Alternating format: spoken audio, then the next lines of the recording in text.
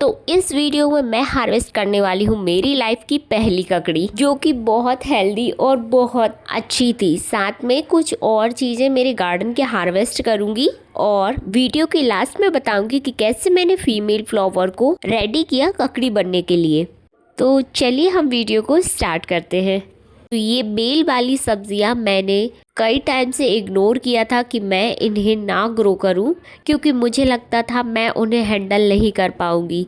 वो इतना ज़्यादा ग्रो करती हैं, क्रीपर होती है, उन्हें चढ़ने के लिए कुछ सपोर्ट की ज़रूरत होती है, तो वो मैं कैसे क्रिएट करूंगी, अकेले मैं इतना सब कैसे करूंगी। लेकिन इस बार मैंने डिसाइड कर लिया था कि कुछ भी हो कैसे भी हो, भले थोड़ा थोड़ा सा स्टार्ट करूंगी पर स्टार्ट जरूर करूंगी इस बार। तो मैंने इस बार ये सोचकर कई सारी बेल वाली सब्जियों की शुरुआत कर दी है, जिनमें ये लंबी ककड़ी भी शामिल है। तो ये है इसका मेल फ्लावर, जिसमें पीछे कोई भी फ्रूट नहीं लगा हुआ है, ककड़ी नहीं बनी है। तो ये है मेल फ्लावर। और फीमेल फ्लावर होता है जिसमें पीछे हमारा फल लगा होता है, जैसे ही ककड़ी का प्लांट है तो पीछे छोटी सी ककड़ी लगी हुई है। तो जब मेल फ्लावर का फीमेल फ्लावर से पॉलिनेशन होता है तो फीमेल फ्लावर में जो फल लगा होता है वो बड़ा होने लगता है और वो सक्सेसफुल होकर बड़ा होकर हमारी हार्वेस्ट के लिए तैयार हो जाता है।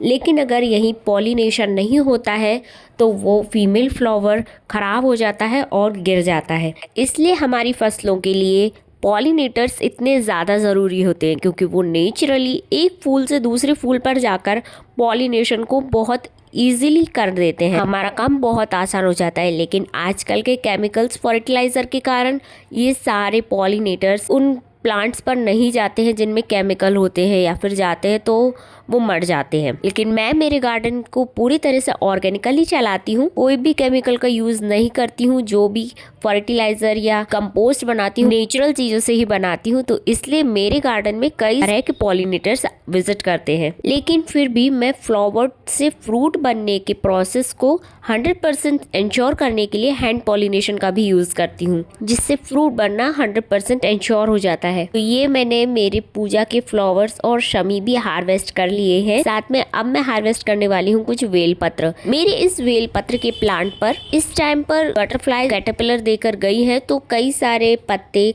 खाए हुए हैं कैटरपिलर्स के थ्रू। कुछ कैटरपिलर्स मैंने मेरे पास भी रखे हुए हैं, तो जो खाया हुआ पत्ता है वो मैं उन कैटरपिलर्स को देती हूँ और जो सही बेलपत्र है उसे भगवान को चढ़ाती हूँ। तो यहाँ मैं कुछ बेलपत्र हार्वेस्ट कर रही हूँ। इसके बाद मैंने ककड़ी के अलावा जो इस गर्मियों में बेल वाली सब्जियां लगाई हैं, उनमें लौकी, गिलकी, इन्हीं के कुछ कुछ प्लांट्स हैं। साथ में शिमला मिर्च, नौनिया की भाजी, पालक, नींबू, धनिया, कुछ और वेजिटेबल्स ग्रो की हुई है और फ्लावर प्लांट्स अलग है।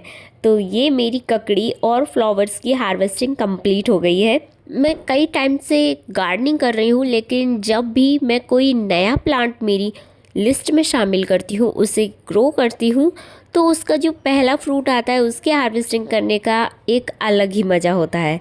तो ये मेरी वो ककड़ी की बेल है जिसमें से मैंने मेरी पहली ककड़ी हार्वेस्ट की है और ये पूरी तरीके से येलो हो रही है फ्लावर्स से। इसमें कई सारे मेल फ्लावर्स हैं। ये है मेल फ्लावर जिसमें पीछे कोई भी फ्रूट नहीं लगा है, और कुछ फीमेल फ्लावर्स है। इसमें मैं लिक्विड कंपोस्ट और नॉर्मल कंपोस्ट देती हूँ, जिससे कि ये इतनी अच्छी तरीके से ग्रो कर रहा है। इसके लिए मैं राख का भी मैंने स्प्रे किया था, जिससे कि इसमें कोई इंसेक्ट नहीं लगे, क्योंकि एक बार कीड़े लग जाते हैं तो उनको कंट्रोल करना बड़ा मुश्किल होता है। ये है फीमेल फ्लावर जिसमें पीछे छोटी सी ककड़ी लगी हुई है। ये कुछ इस तरह से दिखता है फीमेल फ्लावर। तो फीमेल फ्लावर ककड़ी बनाए ये 100% श्योर करने के लिए हमें हैंड पॉलिनेशन का यूज़ करना चाहिए। कितने ज़्यादा सुंदर लगते हैं ये फ्लावर्स, और पीछे ये ककड़ी छोटी सी, ये इतनी छोटी सी ककड़ी जब पॉलिनेशन होगा तो इतनी बड़ी ककड़ी हो जाएगी, कैसे पॉसिबल है। तो चलो अब टेक्निकल बात करते हैं। ये है मेल फ्लावर जिसमें पीछे कोई ककड़ी या फ्रूट नहीं लगा हुआ है, तो इसे हमें प्लक करना है। इसकी जितने भी पेटल्स हैं इनको हम निकाल लेंगे और फिर जो बीच का पार्ट है उसे हमें फीमेल फ्लावर में रब करना है।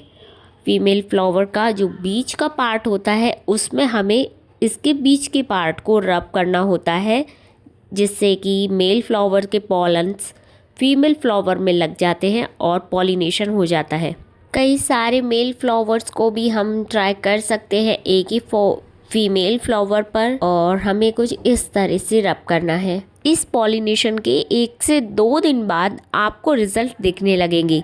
ये जो फ्लावर है ये मुरझाने लगेगा और जो पीछे ककड़ी लगी हुई है वो बड़ी होने लगेगी। ये इस तरह का पॉलिनेशन आप लौकी, गिलकी, ककड़ी या खीरा पर कर सकते हैं। ये मेरा फीमेल फ्लावर, मैंने इस पर पॉलिनेशन 3 से 4 दिन पहले किया था और आप देख सकते हो इसका पीछे फ्लावर सूख गया है और ककड़ी बड़ी होने लगी है और ये पूरी बेल फ्लावर्स से भरी हुई है। साथ में हमें हमारी बेल को सपोर्ट देना बहुत ज़रूरी है, क्योंकि ये क्रीपर है और जब इन्हें अच्छा सपोर्ट मिलता है तो ये और भी अच्छी फ्लावरिंग और फ्रूटिंग करती है। तो आप अपने स्पेस और प्लांट्स के अकॉर्डिंग प्लांट्स को सपोर्ट देना और उनका इसी तरह से हैंड पॉलिनेशन करना, तो रिजल्ट आपको भी बहुत अच्छे मिलेंगे। और नई नई वेजिटेबल्स को उगाना ट्राई करते रहना और नई चीज़ें सीखते रहना। Thanks for watching.